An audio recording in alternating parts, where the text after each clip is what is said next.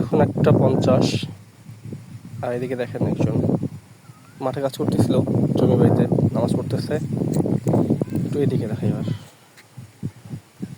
এইদিকে রমজান মাস, এনারা হচ্ছে তাস খেলতেছে, অর্থাৎ জুয়া খেলতেছে আর কি। এইদিকে কেউ মাছ মারতেছে। আমি নামাজ পড়ে হচ্ছে পুকুরে আসলাম মূলত দেখার জন্য হচ্ছে মাছ মারা।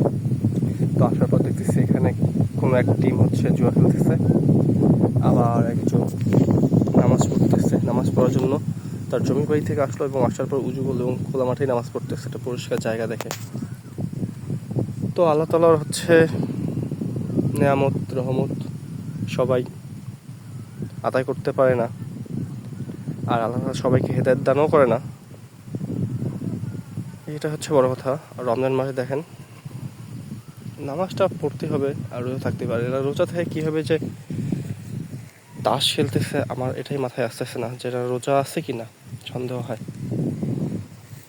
আর এদিকে দেখেন কত কষ্ট করে উনি কৃষিকাজ করতেছে, করে আবার নামাজও পড়তেছে। তো আল্লাহ তাআলা যাকে যেভাবে আর কি হেদায়েত দান করে, এটা হচ্ছে বড় কথা। তো আল্লাহ তাআলা সবাইকে বুঝার তৌফিক দান করুন।